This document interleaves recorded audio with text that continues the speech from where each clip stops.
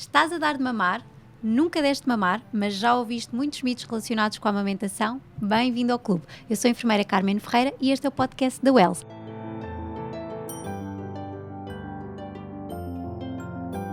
E no episódio de hoje vamos falar precisamente sobre isso, sobre a amamentação e a alimentação dos nossos bebés. E claro, trago aqui uma casa cheia de mulheres, mães, bem-vindas. Temos aqui a nossa querida Inês, temos a Jéssica e também a Patrícia Marques. Portanto, temos aqui muitas experiências de amamentação para falar. Bem-vindas, meninas. Obrigada, muita história aqui. Muita história. Inês, começo já por ti. Como é que foi a tua história de amamentação? Então, eu era aquela pessoa que, antes sequer de engravidar, eu sempre disse, eu nunca hei de dar de mamar. Portanto, eu era esta pessoa. Entretanto, engravidei e disse, se calhar vou experimentar. Ok. Vá um mês a dar de mamar. Pronto, e disse, quero experimentar dar de mamar um mês. Entretanto, a bebé nasceu, comecei a dar de mamar, dei um mês, de repente já estava no segundo, já estava no terceiro e parei dos 4 para os 5 meses. Foi aí que eu decidi mesmo, pronto, que a minha caminhada com a amamentação já tinha terminado. É assim, no início para mim foi das piores partes, tipo, eu sofri muito, fiz ferida nas mamocas, portanto todas aquelas coisas chatas aconteceram, mas tive uma enfermeira em casa que também me ajudou muito. Claro. Eu acho que isto aqui é aqui o trigger para mudar a nossa história. E achei que a amamentação me surpreendeu muito, porque eu acho que toda a gente na vida devia ter a possibilidade, até os homens, eu digo isto até ao João muitas vezes, de experimentar o que é dar de mamar, porque é uma sensação muito... É bom, é bonito, não sei explicar. Foi uma boa sabe experiência. Bem, sim. Depois acabou por ser uma boa experiência. Boa. Jéssica, como foi a tua experiência relacionada com este tema? Não existiu. Também é válido. Também é válido, sim. Eu tive uma depressão durante a minha gravidez, então comecei a tomar antidepressivos. Então, quando chegou a altura, quando o bebé nasceu, eu já tinha estudado muito sobre o assunto, tinha mais do que uma opinião. Uma médica dizia pode dar de mamar tranquilamente, depois outro médico me dizia não dê, porque vamos pensar na lógica, quando nós estamos a dar de mamar, se nós bebemos um copo, se comemos qualquer coisa picante, alguma coisa vai sempre alterar E passar o para o bebé, bebé. e passar para o bebé, não é? Portanto, eu não queria nunca arriscar passar qualquer tipo de químico para o meu filho. E então não tive a experiência de dar de mamar. Às vezes tenho pena, porque vejo que pode ser uma ligação bonita. Depois também acho que deve ser uma experiência super difícil do que vejo, mas não me arrependo minimamente de ter tomado a decisão de não ter dado de mamar.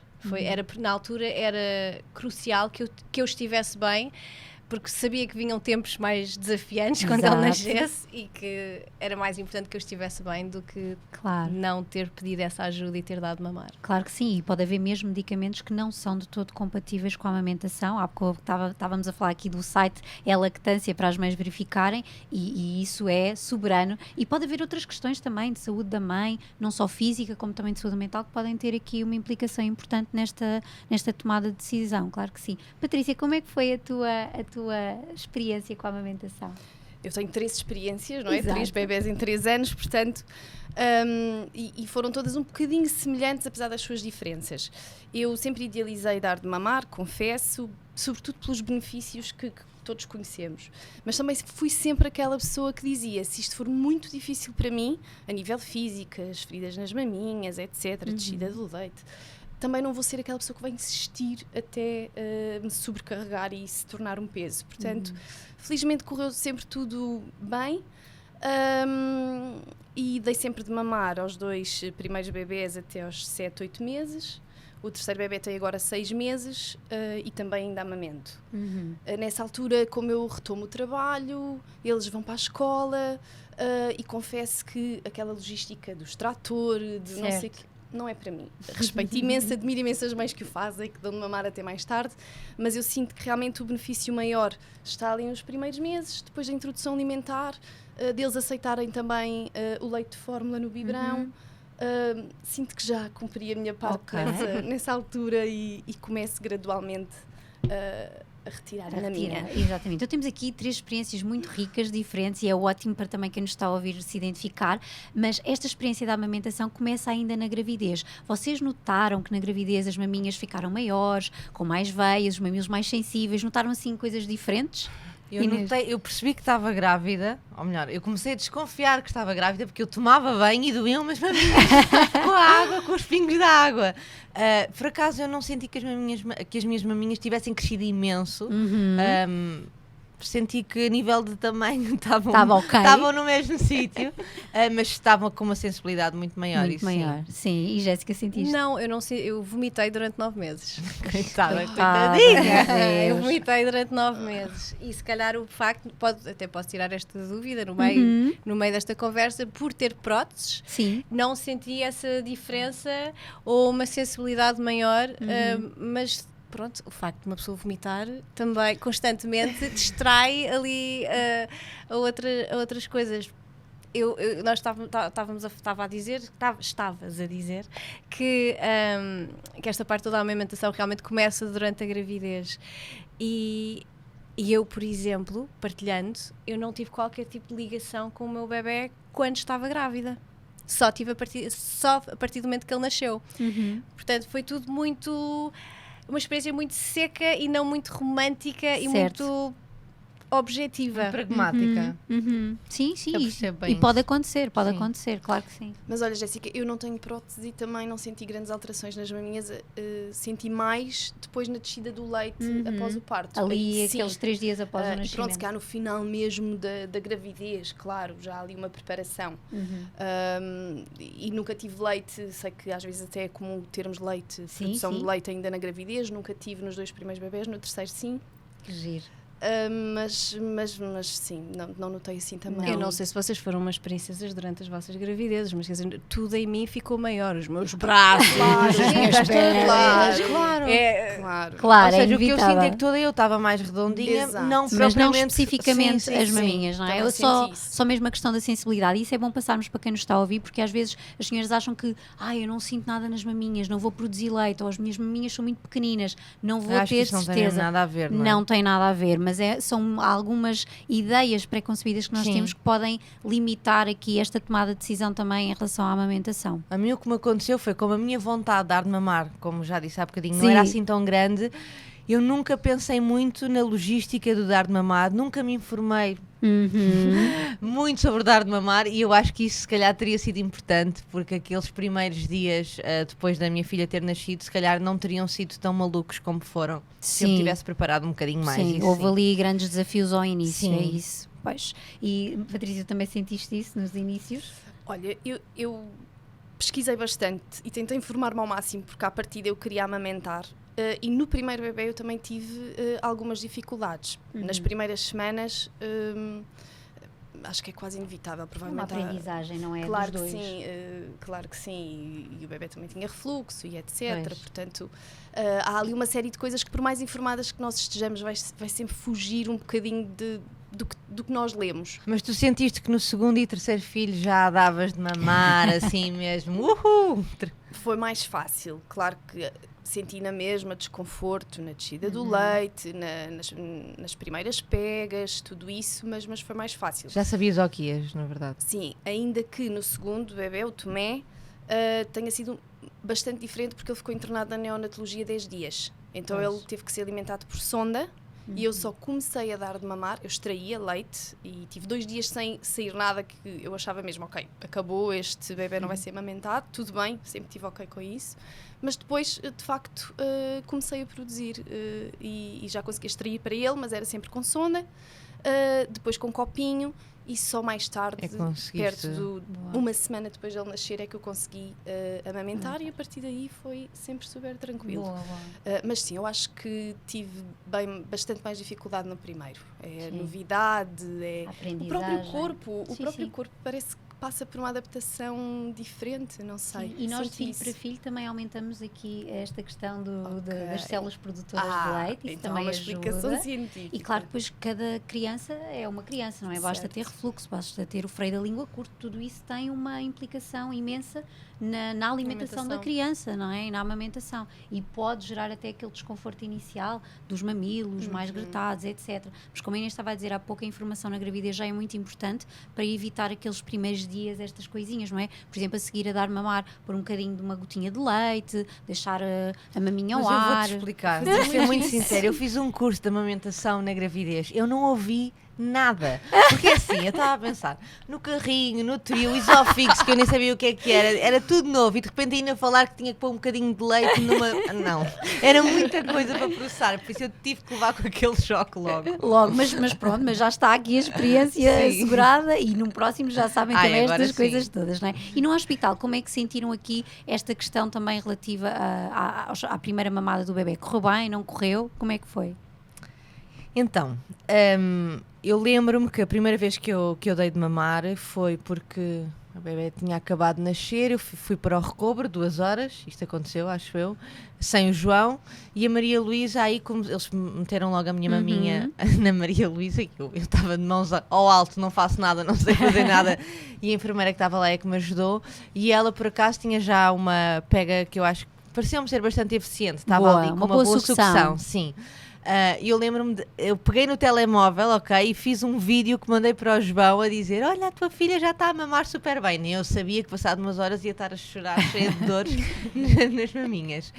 Portanto, aparentemente no início correu tudo muito bem. Depois, passado umas horas, eu acho que foi logo no dia a seguir, eu realmente comecei a criar feridas, porque ela podia ter uma sucção boa, mas a minha maminha se calhar não estava posta da maneira correta. A abertura da boca a pega podia não estar bem feita, pronto, porque realmente fiz feridas. E o que eu senti, e com todo o respeito para todos os enfermeiros, porque eu admiro muito o vosso trabalho, atenção, o que eu acho é que ainda há muita contra-informação. Portanto, entrava-me, os enfermeiros não é sempre a mesma, ou o mesmo que está lá durante aqueles dias, então entra um e diz-me uma coisa: é assim mesmo que é para dar de mamar, está excelente, está ótimo. Entrava passado umas horas outro, mas olha, estás a fazer tudo mal. Ou seja, o que é que eu senti? Que cada um que entrava vinha com um input novo, totalmente diferente do anterior, e não havia uma linha contínua de pensamento, e isso a mim na altura deixou-me muito desesperada. Claro. Por isso é que eu fiz questão de, quando fui para casa, ter uma só enfermeira e uma referência, não é? E uma referência, e pensei: vais ter que marimbar de alto em tudo o que as outras pessoas te dizem, e vais ter que seguir só uma pessoa, porque senão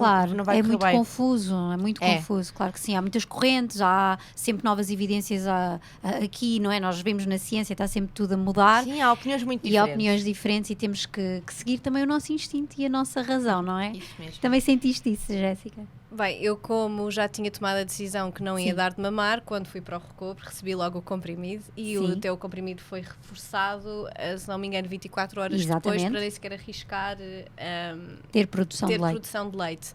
O que me aconteceu no recobro foi que, de repente, tenho um bebé e dão-me um mini biberon, não é? Não são os biberons que nós vemos, é uma coisa que eu nunca tinha visto. Sim. Se calhar tinha visto provavelmente na National Geographic, quando davam tipo a macaquinho ou qualquer coisa. Não, aqueles que já estão prontos.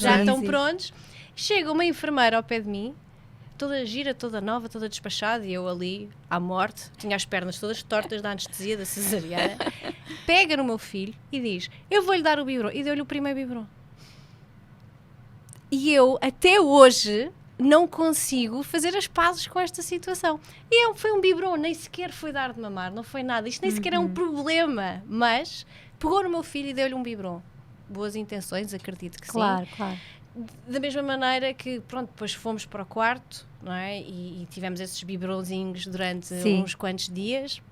Quando fui para casa, uma enfermeira muito querida disse: leve lá estes aqui para casa. Assim, mais uns 4, não é? Sei lá, estava a beber nem 30 mililitros, provavelmente, em X tempo.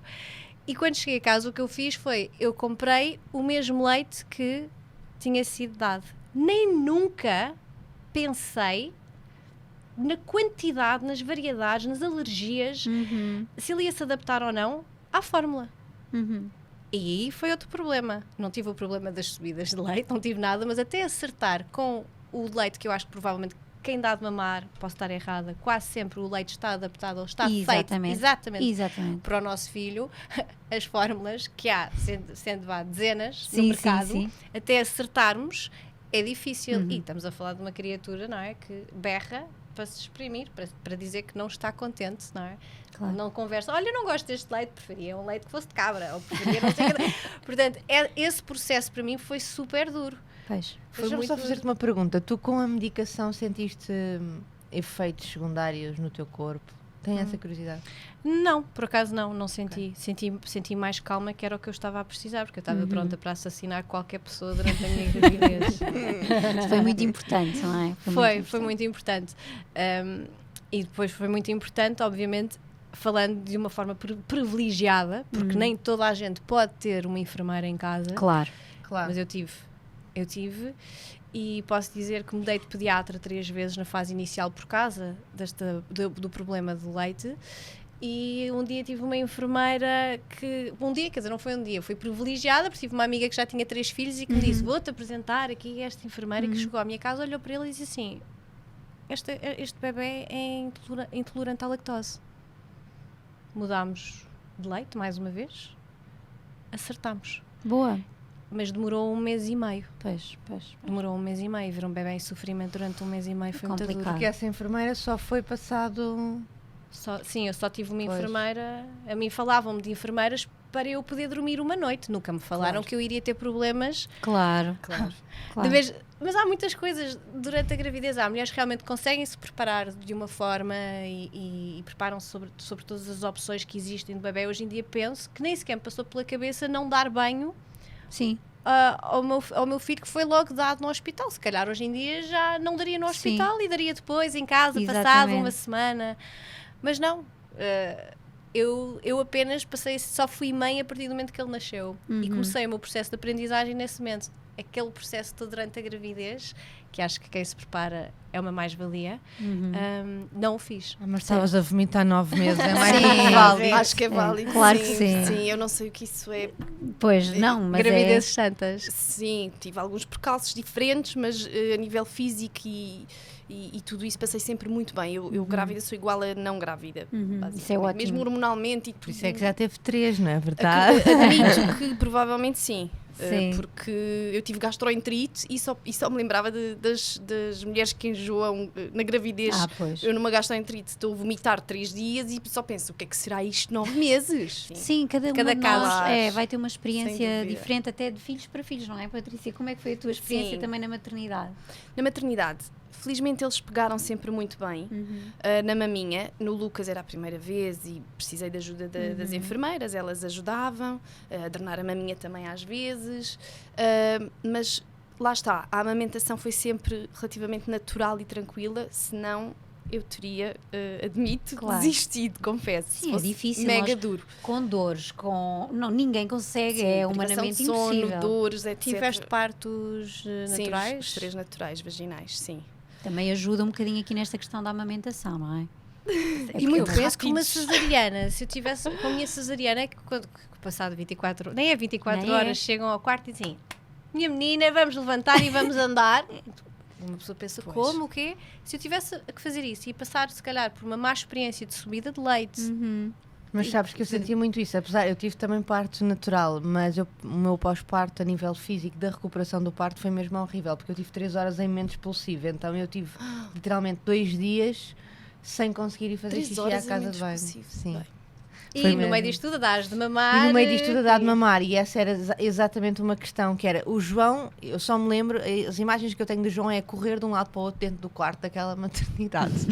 E ele vinha-me literalmente pôr a Maria Luísa ao colo para eu pôr a maminha de fora, era só isto, porque eu não conseguia fazer mais nada, nem mudar fraldas, nem nada. E isso é uma ajuda fundamental, não é? É uma participação dos pais, ou companheiros, companheiras, importante. O tipo de parto também influencia bastante na mobilidade, até na disponibilidade, para estarmos a cuidar do bebê, não só nesta questão da amamentação, mas até para estar com o bebê. Sim, sim. Como a Jéssica dizia há pouco, só me caiu um bocadinho a ficha e esta ligação depois, porque houve tantos desafios pelo meio e de certeza que na maternidade tanta informação, pessoas diferentes, todos os dias vão ao nosso quarto avaliar o bebê, pode ser confuso. Eu lembro nunca conseguir mandar à noite, aquela coisa de mandar os bebés à noite para o berçário. O berçário, não é? Onde tem enfermeiras que podem tomar conta, supostamente para podermos dormir. Eu nunca fui capaz de fazer isso, mas eu lembro no terceiro dia... nem sabia que isso acontecia, vê lá. Atualmente nós já não preconizamos. Nós as maternidades todas em geral, cá em Portugal, preconizam um alojamento comum, que é algo que a Organização Mundial de Saúde defende, a mãe e o bebê estarem sempre juntos, não haver separação, por um lado para ajudar nesta questão da amamentação, por outro lado também para criar esta questão do vínculo, etc. Mas, claro que quem, por exemplo, está sozinho no quarto, vamos aqui imaginar aqueles cenários de mães que estão sem os pais, é muito mais desafiante, não é? Claro que tem as enfermeiras para ajudar, mas não é a mesma coisa, claro. Sim, não é. Eu lembro de uma manhã de pedir se podiam levá-lo umas horas e elas olharem para mim, não, isso não acontece durante o dia, nós só fazemos isto durante a noite. E eu, está bem, só queria tentar dormir, um bocadinho. Mas é assim, os bebés enganam, não é? Quando eles nascem, eles são muito queridos e um bocadinho como dorme, não é? Não é? Como dorme e depois, e quando as pessoas vão para casa, tenho amigos, isto não é assim tão difícil, isto é que é fácil. E eu, espera. Sim, porque depois destes primeiros dias da maternidade temos um bebê mais adormecido, que eles também ficam cansados a seguir ao parto, têm ali um pico de adrenalina a seguir ao nascimento, mas depois esta adrenalina cai e ficam ali um bocadinho mais adormecidos e tendem a ficar mais despertos à noite comparado com o dia. Portanto, parece que temos dois bebés. Durante o dia temos um mais calminho e à noite tendencialmente um que come mais. E depois nesta primeira semana há muitas mudanças nas maminhas. A Jéssica já disse que tomou os comprimidos precisamente para não ter descida do leite, felizmente, também era o que faltava no meio disto tudo, coitada. Mas quem não tem esta questão e está a amamentar vai ter aqui umas diferenças grandes ali por volta do 3º, 6º dia de vida e vai notar aqui umas diferenças, certo? Patrícia, tu há pouco estavas a dizer. Sim, aquele dia da descida do leite é dura, porque de repente as minhas maminhas estavam normais, não é? Normalíssimas, e de repente aí vem o chamado silicone dos pobres, não é? Eu fico com umas maminhas que não cabiam em lado nenhum, inchadas, cheias de ainda ao colostro, ainda nem é bem o leite. Depois já é uma fase de transição. Leite, não é? Pronto, não sei, era tudo. O que mais me aliviava nessa altura era de facto pôr o bebê a mamar. Pois.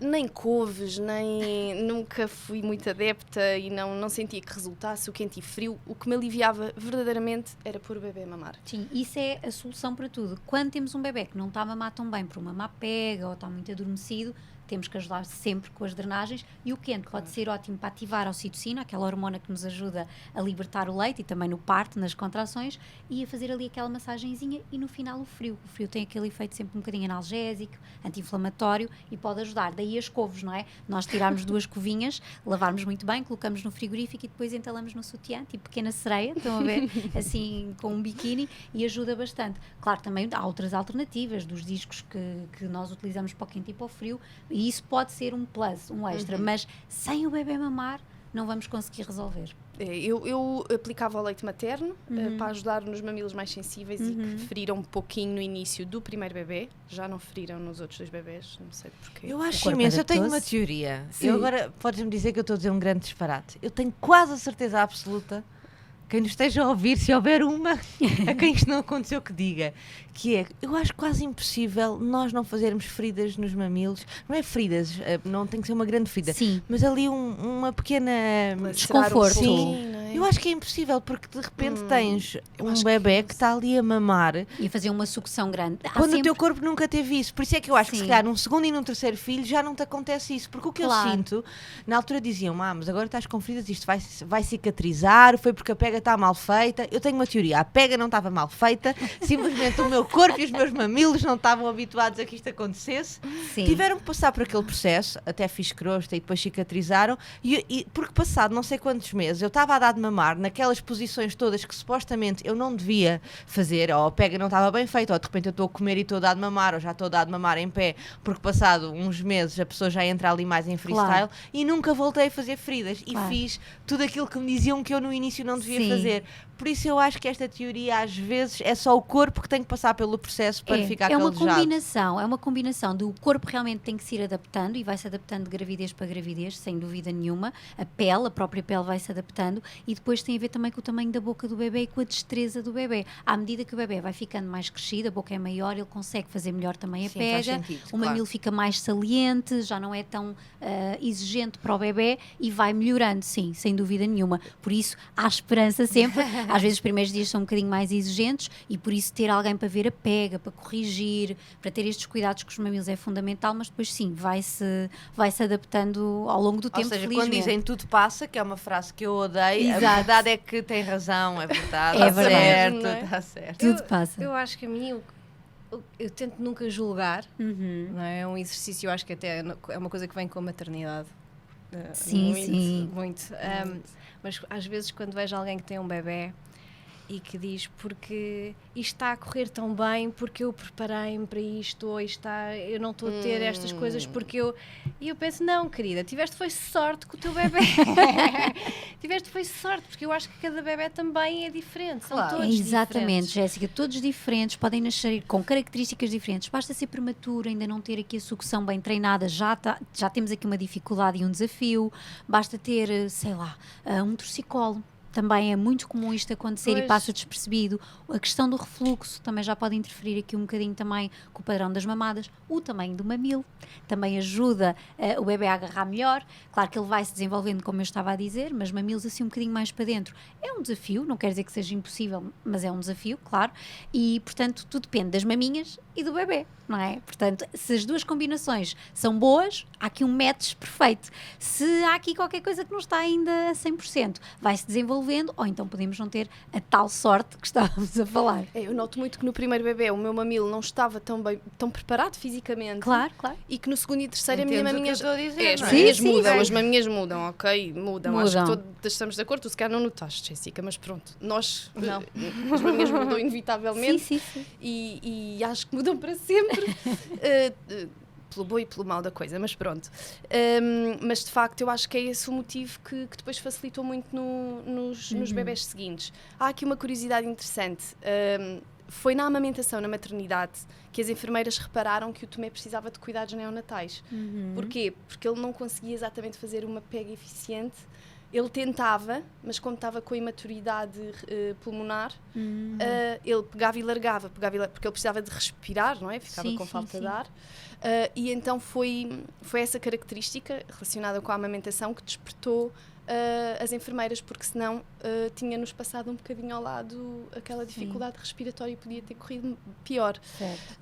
E teve piada, porque de facto essa questão ajudou a identificar ali um problema, mas e depois mais tarde Felizmente correu correu tudo bem. Sim, Exatamente. Também é bom nós nesta fase inicial, nesta fase de amamentação ou de alimentação dos bebés, a Jéssica estava a dizer há pouco, não fazia ideia das quantidades, não é? Às vezes temos noção também do tamanho do estômago do bebê no início de vida e da evolução neste primeiro mês, pode ajudar também as mães a sentirem-se mais confiantes, não só quem amamenta, mas também quem dá o leite artificial, não é? Sim, Como é que tu sabias quais é que eram as quantidades que tinhas que dar? Então, segui mais ou menos viagem e segui viagem até há muito pouco tempo. Por exemplo, o meu filho, nós começávamos, eu estava a dar estava a dar os biberons Sim. 3 em 3 horas. Depois, felizmente, conheci a Cristina, que foi quem me salvou, que apareceu na minha vida e disse-me, mas o que é este caderno que eu escrevia tudo? Escrevia cada vez que dava um biberon e quanto é que ele bebia e tinha ali, tenho cadernos e cadernos e cadernos ainda guardados. Ele não precisa de comer assim, senão ele nunca vai dormir uma noite inteira. Atenção que depois também nunca mais volto a dormir, mas isto é só o início da preocupação da alimentação, não é? Porque Sim.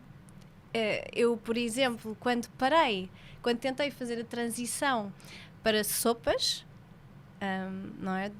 E mantive sempre os biberons. No início ele rejeitou e o pediatra disse-me, esqueça esta coisa de vamos parar, vamos voltar outra vez aos biberons. Ele não está preparado. No entanto, normalmente é aos 6 meses que os bebés, Sim. mas o meu não estava. Portanto, foi um bocadinho mais tardio, foi aos 8 meses que fizemos a introdução.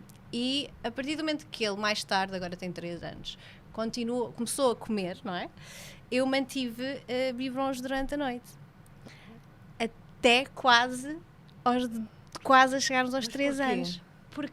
Porque enlouqueci. Mas havia essa necessidade? Não havia necessidade absolutamente nenhuma. Eu é que continuei. Segui viagem e eu sentei-me um dia, ele com 2 anos e 8 meses à frente da pediatra.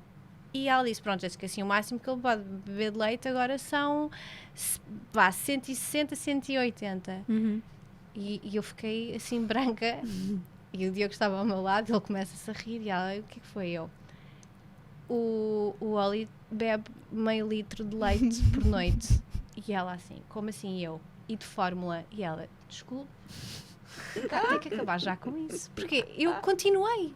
foi tipo uma coisa, ele pedia durante a noite e eu continuava-lhe a dar biberons, nem nunca me ocorreu Sim. parar. Sim. Porquê? Porque ele acordava, eu precisava dormir e a única coisa Era a maneira que... de o acalmar.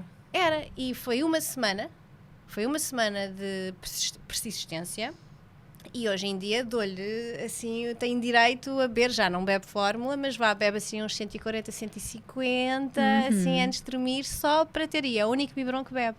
Mas ele tem 3 anos e estamos a falar Claro. que isto aconteceu há 4 meses atrás. Eu só comecei a dormir. Estou chocada. Pois não, eu enlouqueci como eu deixei de dormir. Pois. Mas eu não estou nada chocada. Não, eu deixei de dormir, portanto era a minha salvação. Claro que sim, foi uma estratégia. Foi uma estratégia. Porque, por acaso isto levanta-me aqui uma questão que sempre achei pertinente. Por exemplo, Carmen, estes padrões que existem das quantidades, se os bebés são todos diferentes, eles não podem ter todos Exatamente, a mesma Patrícia. necessidade de quantidade de leite, não é? Isto foi sempre uma coisa que na minha cabeça nunca fez muito sentido. Sim, mesmo que façam leite de fórmula, há bebês que nas embalagens está lá descrito o volume, etc., da preparação, podem querer um bocadinho mais, porque estão num pico de crescimento, ou outros que podem querer menos. Deve Tudo haver depende. uma referência, uma média. uma média, depois de se sim. adaptar, Mas não é? vou-te ser sincera, eu ainda amamento, tudo bem, mas a partir da introdução alimentar eu normalmente começo a introduzir aos 5, porque os meus filhos são os comilões e querem comer, olham para as nossas E sopas. tem irmãos, que eu acho que é uma coisa. O meu também tem, mas é Também. semana sim, semana não é? Sim. Mas eu acho que faz diferença, não é? Sim. A curiosidade. Estimula bastante, sem dúvida. Querem imitar o irmão Claro. mais velho, querem fazer como ele, até no desfraldo, em tudo. Mas essa questão do leite, eu vou sempre, com a introdução alimentar, também começo a introduzir o leite de fórmula e faço uma amamentação mista. E, por vezes, à noite, dou o biberão e não sempre a maminha, porque começa a baixar a produção, quero que o meu corpo também comece a produzir menos. E eu nunca fiz esse processo de retirar o leite durante a noite, quer na mama, quer no biberão, porque eles naturalmente, por volta dos 15, 17 meses, começam eles a rejeitar. Achas? O meu não. Pronto, lá está a tal questão que falávamos São há todos pouco da diferentes. sorte ou não, às vezes, de ser um pouco mais fácil ou um bocadinho mais desafiante. Porque, sinceramente, se eles me pedissem sempre maminha ou biberão para dormir melhor, eu acho que faria como a Pois, Jéssica. sim, Eu sim, acho que claro. ele ia ter 3 anos e ia beber leite durante a noite. Claro. Se a minha pediatra não me tivesse dito, Não é? e eu sou muito prática, dizem-me Pois. que é assim que deve ser e eu sou primária. E a verdade é que melhorou, porque eu estava a mudar não sei quantas fraldas durante a noite. Ele está desfraldado durante Sim. o dia, mas durante a noite não está ainda. Portanto, eu, de repente, por mais que ele já fosse um miúdo despachado e desenvolvido e comia isso tudo, de repente eu continuava a tratá-lo como se ele fosse, como se ele tivesse 1 ano, e já estávamos a caminhar aqui aos 3. Portanto, mudou tudo, o facto de ele não estar a beber leite sempre que quis durante a noite. Passei a dormir, passei a não estar a mudar de fraldas a noite toda, como estava, porque depois ele fazia tanto xixi que eu passava a noite a mudar de fraldas. Sim. Mas também, quer dizer, quem é que alguma vez me disse em que altura é que é preparar? Sim. E mesmo Pois. agora eu dou-lhe leite, optei por, quando tomei a decisão de sair das fórmulas, de ir para leites vegetais, mas tendo a certeza que ele come queijo e iogurtes e outras coisas para tentar equilibrar. Sim. Este pesadelo da alimentação, não é, constante, é uma preocupação, pelo menos para mim, enorme. Eu tenho um filho que, como não come, não come tudo. Por exemplo, é uma criança que não gosta de fruta. Uma criança que não gosta de fruta, que por um lado é bom, porque não gosta nada que é doce, não gosta de gomas, não gosta de nada, sendo que a fórmula é um leite doce. Exato. Era a única coisa que ele gostava. Quando eu lhe tirei o leite, durante uma semana foi como se eu lhe tivesse tirado uma droga.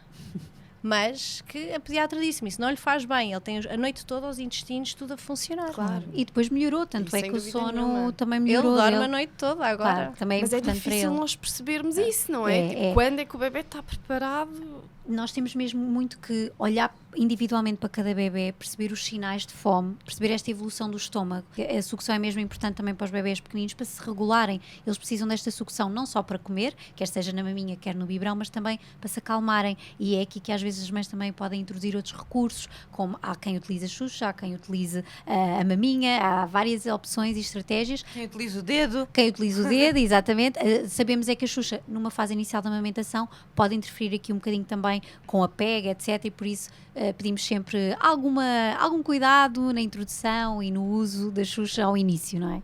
Eu acho que se calhar temos agora algumas dúvidas nós.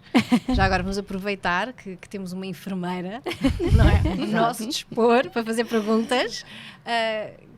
Posso ir primeiro? Eu começo. Ok, então vamos começo. inverter os papéis. Sim, então, achas que o dar biberão, por exemplo, para me ir revezando com o pai, pode influenciar na amamentação? Pode numa fase inicial, porque o bebê pode se habituar à pega do biberão e começar a recusar a maminha. Portanto, isso pode ser uma estratégia se calhar mais para a frente, ou então com um copinho ou com a seringa pode ser interessante também numa fase inicial enquanto Ou o bebê então eu aprende. ter sorte, que eu fiz nunca me isso. aconteceu. Ou então ter Eu sorte. também fiz o que eu ia dizer. Mas arriscámos. Sim, eu sei. Mas eu Mas tinha noção que sim. estava a arriscar. Não percebi, fizeram o quê? Imagina, para eu Introduzimos poder biberão dormir e um Xuxa. bocadinho, na vez seguinte, em vez de ser eu a dar maminha, é o João a dar biberão, com Sim. o leite que eu coletei. Oh, Estás a ver? Ok, a Xuxa, sim. Para acalmar Sim. um bocadinho. Por exemplo, agora até posso. Tenho duas perguntas. Vou tentar ser rápida para não. A mudança das tetinas, por exemplo, em que altura é que nós sabemos? Por exemplo, temos, eu acho que se não me engano vai até ao 5 as tetinas, não é? Porque quer dizer, Até ao 5 de tamanho. há um mundo de biberões, ou biberãos, como vocês estão a dizer, biberão. Biberões, é biberões. Biberões. Eu disse biberões. Biberão, Biberão, biberões. biberão, Olha, biberões. fica aqui o Biberões. quiz para vocês Fica lá aqui. em casa me responderem. É biberão. Eu acho que depende se quiseres dizer em português ou noutra língua qualquer, não Bem, sei. não sei, mas eu também, pronto, não sou exemplo. Temos um mercado enorme, não é? De Sim. escolha, não é? Porque as anticólicas, os bebés também que têm o freio mais curto, que têm mais dificuldade, não é? E essa escolha também é uma coisa que, por mais que vamos a uma farmácia e vemos uma prateleira cheia que diz anticólicas, anti não sei o quê, essa informação também eu acho que acaba por ser uma coisa que precisamos de saber, Sim, não é? sim, Qual é a Jéssica. melhor escolha, qual é que é a melhor tetina para cada tipo de bebé. Claro. E quando é que é a altura de mudar essas tetinas? Sim, é muito importante nós percebermos o tamanho do bebê, porque a tetina vai variar conforme o tamanho do bebê, a própria qualidade da tetina, por exemplo, quando eles começam a ter dentinhos e já começam ali a morder, se tiver aqui deteriorada, convém mudar também, e depois perceber características específicas do bebê, se tem refluxo, se calhar vamos ter que adaptar aqui a questão da tetina para não sair muito leite, se tem mais cólicas ou mais gases, também há aqui algumas tetinas e técnicas que podemos utilizar para não passar tanto ar para o bebê. Portanto, há aqui várias formas, individualizando, claro, de nós adaptarmos. Mas esta é uma informação, por acaso, que eu acho que as mães que não amamentam têm menos informação nesse sentido. Não há. Não é? Não E há. menos aconselhamento, se calhar, também. Claro, porque quer dizer, há tantos e de repente temos um bebé que acabamos de conhecer, não é? Portanto, não sabemos muito bem o que é o mais indicado. No início temos aqueles pequeninos, mas depois Sim. com o tempo. E mesmo esta mudança, por exemplo, a partir de que idade é que um bebé deve parar de beber biberon? O que está recomendado, não é? O bebê vai Tenho sempre medo, fazer tenho medo. o que está sempre Está ali a porta, recomendado. podes sair. O que está sempre recomendado, este primeiro ano tem sempre que fazer aqui em complemento com a introdução dos primeiros sólidos. Claro que depois, a partir do primeiro ano, já pode ser introduzido o leite de vaca, mas nós temos aqui outras alternativas também, de outros leites de crescimento que podem ser adaptados. Vai depender do crescimento do bebê, das preferências. Mas beber em si, do biberon. Porque Ah, obviamente beber em ele si do bebe biberão, um não copo leite. e isso tudo durante Tetina, o dia, não mas é? a tetina em si. Nós podemos nunca dar biberão ao bebê, sabiam? Não. Não, nós podemos dar água, o leite por copos. Há copos pequeninos, para os mais pequeninos. Desde que eles são pequeninos, Exatamente, pequeninos. Jéssica. Eu, por exemplo, por acaso ainda não tínhamos falado sobre isto e vou já fugir aqui um bocadinho à pergunta, mas eu introduzi logo água, Ah, ok. desde o início. Também é uma dúvida muito grande. Que Que também me não dizem é... sempre que nunca. Não precisa. Quando está a mamar, não precisa. Mas a verdade é que eu não dei de mamar. Certo. E não havia essa informação. Não. Mas quer seja leitamento materno, quer seja leite artificial, Jéssica, não há essa necessidade porque o próprio fórmula leite tem já é composto por água. Mas, por Os exemplo, dois nós leites. passámos aí por uns dias com muito, muito calor Certo. e eu só estava a dar maminha e a minha pediatra, por acaso, na altura disse-me, olha, e como ela estava com dificuldade em fazer cocó, ela disse-me, olha, vai dando um bocadinho de água como extra. E eu dei. A água não é um alimento mau para o bebê, não é? Mal não faz, Mal não é? não faz, calhar exatamente. enche. Pode encher o Sem estômago ser de e o forma bebê, nutritiva, não é? exatamente, e o bebê depois não tem tanta fome para o leitinho, e pode às vezes, quando estamos aqui numa fase inicial da amamentação, isso ser um bocadinho prejudicial, e depois se introduzimos o biberão, como eu disse há pouco, pode confundir alguns bebés, é mais por aí. Agora, a necessidade de água começa a partir da introdução dos primeiros alimentos, aí sim, e mesmo que façam leite artificial ou leite materno, não há essa necessidade, porque os leites já têm água. Eu fiz logo desde o início. Não há uma necessidade, mas Qual não a é uma quantidade coisa... de água? Vai depender da idade do Pois, bebê. também, não é? Da idade do bebê. E às vezes os Cada bebés... bebê também. Sim, e se estamos no calor, se é um bebê que está com alguma doença, alguma questão de diarreias, de vómitos, também temos que perceber aqui a quantidade de acordo com essas orientações. Então é muito individual. A Xuxa, por exemplo, supostamente é a partir dos 3, não é? Deixar a Xuxa A Xuxa convém. convém, até porque estamos a falar da questão da dentição, Pois, da arcada dentária, a fala. a respiração, isso pode ter um impacto grande. Agora, os esquibês destes dispositivos podem facilitar e ajudar. Um uso excessivo pode realmente prejudicar. Eu nunca tenho esta postura de dizer o que os pais têm realmente que fazer, porque às vezes há situações e contextos que a Xuxa pode fazer sentido para aqueles pais, para aquele bebê. Tem que se adaptar, se calhar, a melhor Xuxa para aquele bebê. Se calhar uma fase inicial tem que ser uma xuxinha mais pequenina, com características específicas, mas depois mais para a frente se calhar temos outras formas de acalmar o bebê, que não a sucção. Já há o falar, o toque, o objeto de transição, nós até já temos vários episódios que falámos sobre isso, que ajuda o bebê a acalmar-se e a autorregular, só que isto é uma construção. Mas com 3 anos ainda consideramos bebê? Já consideramos criança. Era mais ou menos aí que eu estava a tentar chegar. Já não é? consideramos criança, sim, já é uma criança, até porque temos outras formas, ele já percebe o que nós dizemos, não é? E o que Sim, nós, sim. a entoação, as coisas, tudo o que nós queremos passar à criança já Então qual é a necessidade, por exemplo, se a Xuxa para eles é uma forma deles se acalmarem, da mesma maneira que muitos bebés de transição criança que continuam a mamar usam a mama como Conforto. Xuxa, Conforto, não é? Como sim. conforto. Se eles já sabem falar, se eles já sabem exprimir, já sabem, não é? Com 3 anos, dentro das suas frustrações, qual é a necessidade deles ainda terem essa sucção? porque nós se calhar não ensinámos a ter aqui a transferência desta forma de conforto para outra forma de conforto. Nós temos que ir ensinando isto aos Não nossos há bebés. necessidade. Eu acho que Ao não há. início há. Não, mas tu estás a dizer Não, mais estou a velhos, perguntar, certo? tipo, qual é a mas- necessidade, se eles com esta idade, Eu acho porque que é que uma Não, opção, porque é que eles não têm é uma esta- necessidade. Sim, exatamente. É uma opção. Ao início de vida estamos a falar mesmo de uma necessidade Sim, importante. claro, mas com 3 anos é Não, uma não, opção. não, não é? é uma Lógica, mas opção. depois- Sim. Depois temos que ser nós aqui a fazer este caminho de transição para outras formas de acalmar Acalmar. ou de adormecer, Sim. que muitas vezes as mães também usam a maminha para adormecer o bebê. É uma forma, ao início é a mais comum, mas depois vamos tendo aqui umas estratégias diferentes, não é? Ao longo do tempo. Mas, minhas queridas, o nosso tempo está a terminar. Nós vamos continuar esta conversa e as perguntinhas que vocês têm aí guardadas para mim, vamos continuar a fazê-las no Isso. próximo episódio, está bem? Boa. Guardem-nas. Vocês que estão aí em casa, não percam, porque vamos ter uma parte 2 deste episódio sobre a alimentação do bebê e a amamentação. Portanto, já sabem, para a semana há um novo episódio do podcast da Wells. Subscrevam o canal e não se esqueçam também de partilharem com os vossos amigos. Escrevam as vossas dúvidas, comentários, o que vocês quiserem, partilhem também aqui connosco. E sigam-nos também nas redes sociais, onde partilhamos várias indicações e orientações também de produto para vocês e para os vossos bebés. Já sabem, para a semana cá estarei. Um beijinho.